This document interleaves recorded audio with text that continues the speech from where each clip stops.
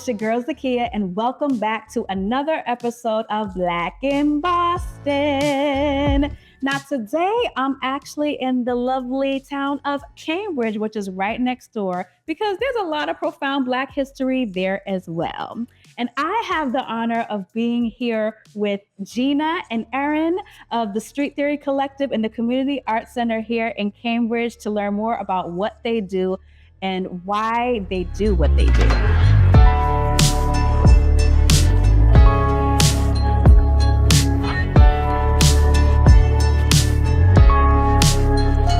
Gina, can you tell me a little bit about yourself and the Street Theory Collective? Of course. So my name is Gina. I also go by the artist name of Flower Bomb. I am an interdisciplinary artist and the director of programs and events over at Street Theory Collective. We are a nonprofit that focuses on uplifting Black and Brown artists and enriching the artistic ecosystem, empowering artists through education. We have an artist residency program and lots of other programs that highlight artists in Cambridge and beyond. Yes, I love that. And Erin, can you provide a little information about yourself and what you do at the Community Arts Center? Sure. I am a creative. I went to art school. I went to Virginia Commonwealth School of the Arts. And I am a development specialist and an arts administrator. And I'm the executive director at Community Arts Center in Cambridge.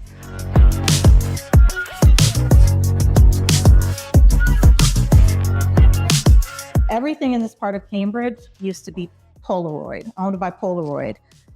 Which is really interesting because we, as an art center in the 60s, 70s, had an early photography program. This was actually an archival image from our photography program. So kids were given cameras and they ran the streets of Cambridge, capturing life through their lens. And then they would come back to this art center and develop those images in a dark room that we had at the art center. So they learned the art of photography and developing the images.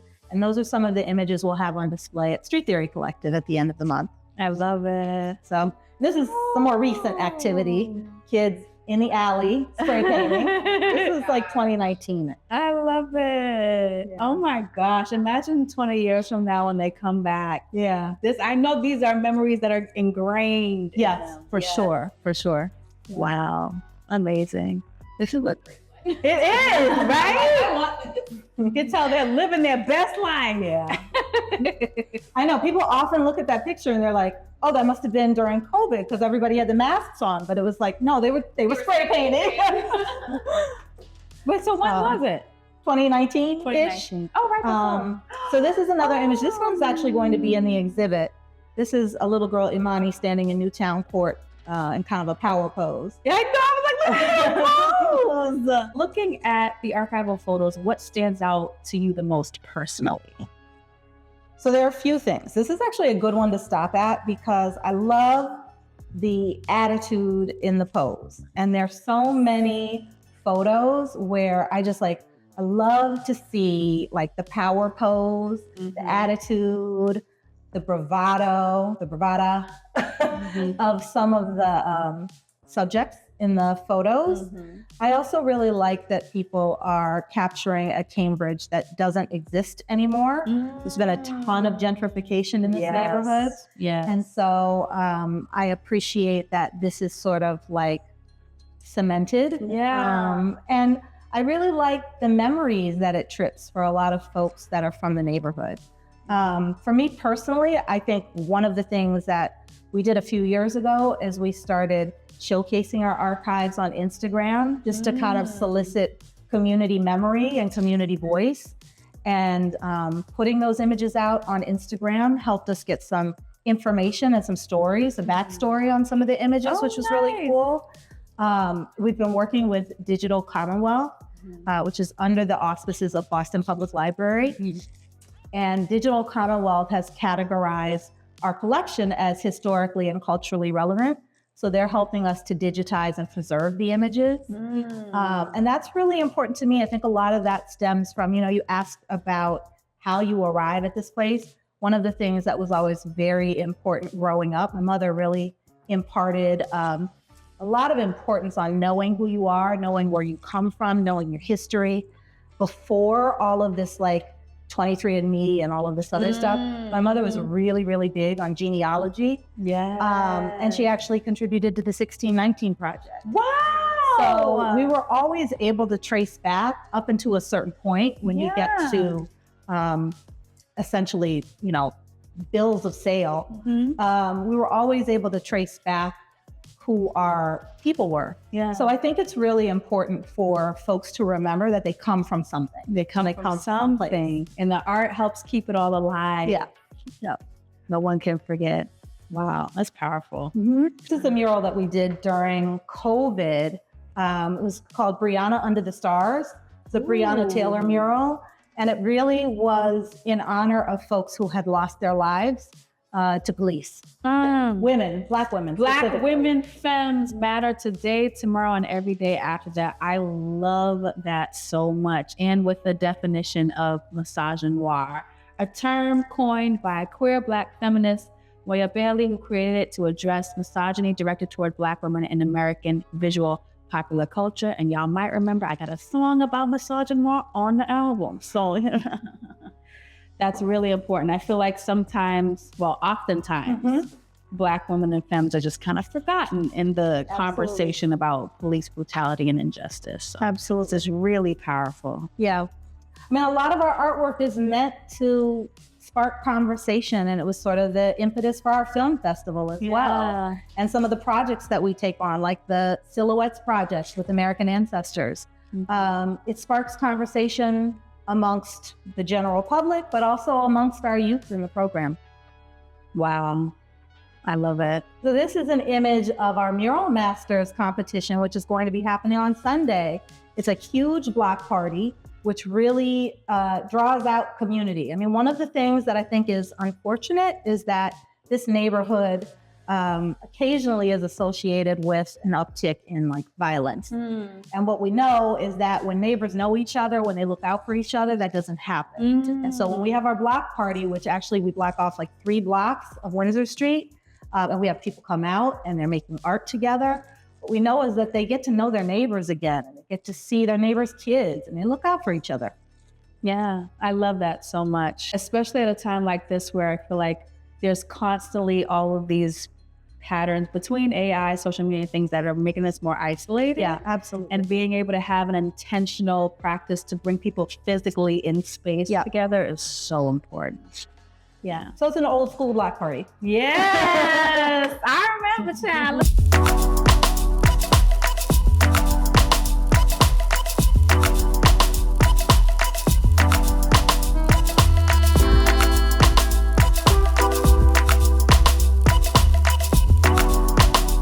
So each of the students were able to take a piece of the mural, because you can see this is like added, they painted the background, and they did all these like in the studio, all these like little widgets and icons and like pieces. Some kids here. Yeah.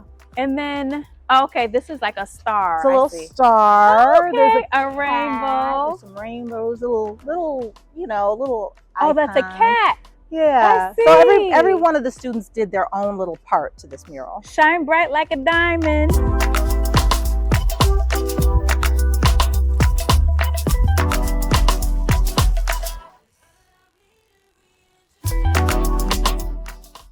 So we have now walked on over to the Street Theory Collective so that Gina can tell us all about what this amazing space is.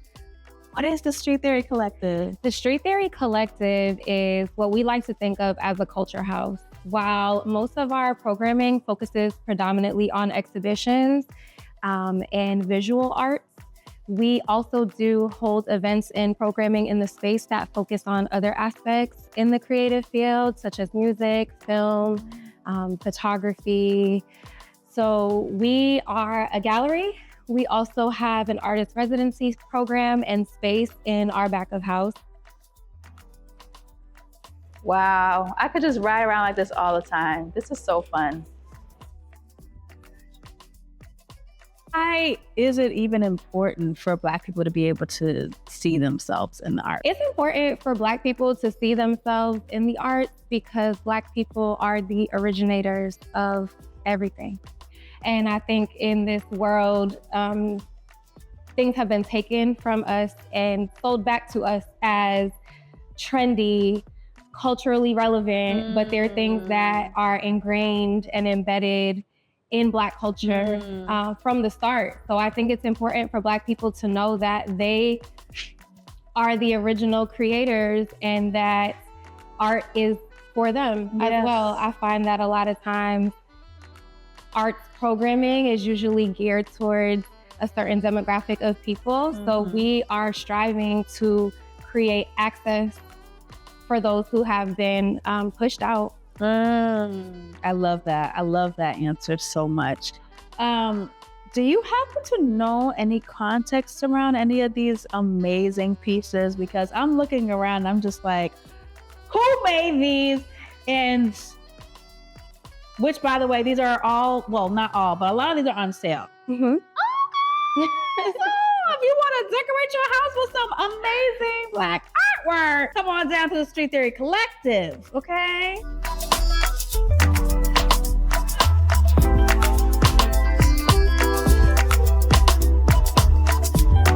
Called Ride the Animals, an exploration in soft spaces, and it deals with identity. One of the main themes in the show is the things that we carry, which were not always ours, and how we learn to carry them, how we learn to balance, and creating these soft spaces for us to be at play, be joyful, and figure out where we fall and what things we can release. So a lot of the themes in the work, you'll see a lot of children. We can actually come over to this piece in particular, which is one of my favorite in the exhibition. But you'll see these young children kind of riding a machete, which plays with the idea of protection. And then you'll notice that the children, even though they're playing, they're like dressed to the nines, which is something that culturally we had to carry, we had to present in this very ultra polished way. And even as young kids, it's like you're dressed in these clothes and your parents expect you not to dirty them, but you're just kids who want to play. So I think that there's a lot of that kind of juxtaposition of what we had to carry versus what is innate to us. And this is an ear of corn? Oh, I wonder what, because I know that like in the tradition of Kwanzaa, which I celebrate, the ear of corn kind of represents like the youth and the bearing of, well, fruit. Well, like, you know what I mean? Like, but that's why I'm curious about what that means in this context. You know, we might have to ask the artist. Yes. I'm not sure when this is airing, but the artist will be here this Saturday for an artist talk where they'll guide people through more of their process and meaning behind their work.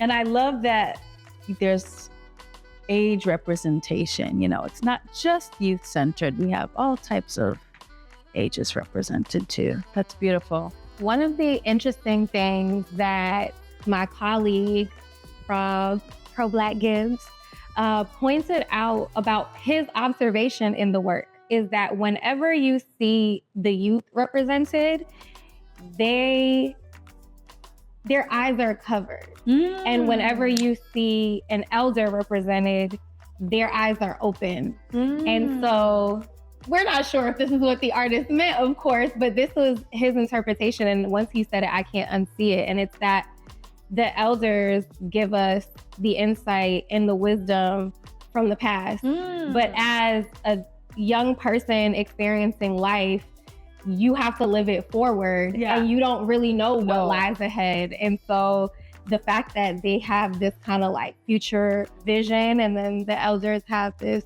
clear vision in retrospect, I can't unsee it. Amazing piece of art here.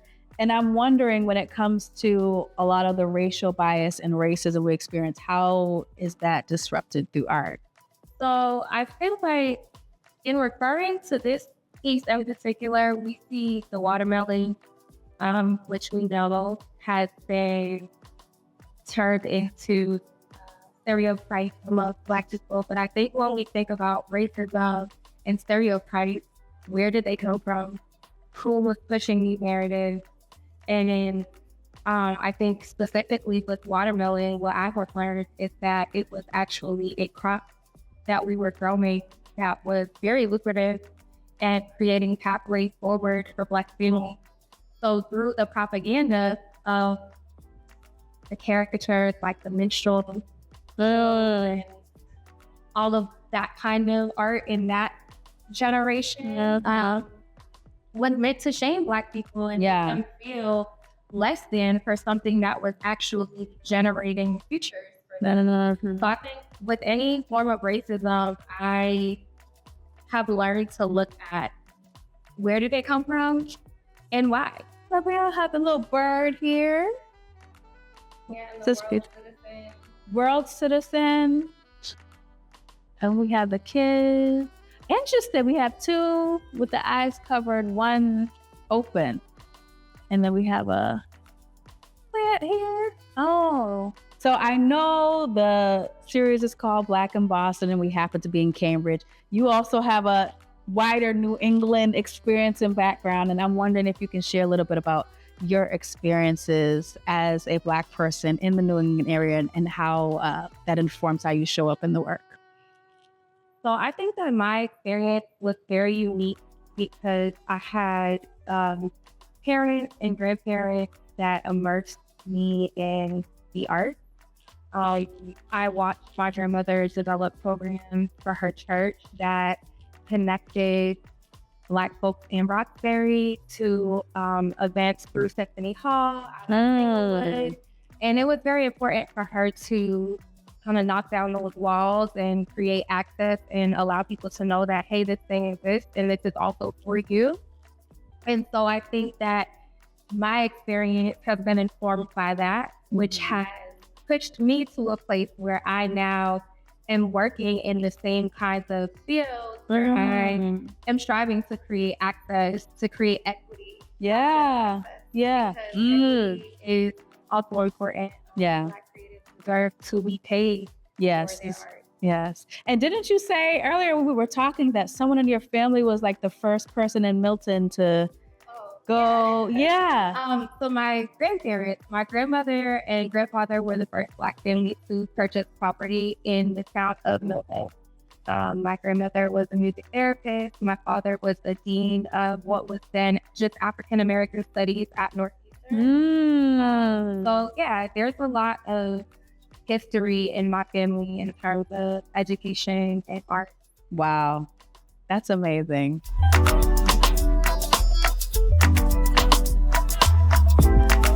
So the exhibition that's coming is called A Place Called Home. So can you tell us a little bit about it and what it means?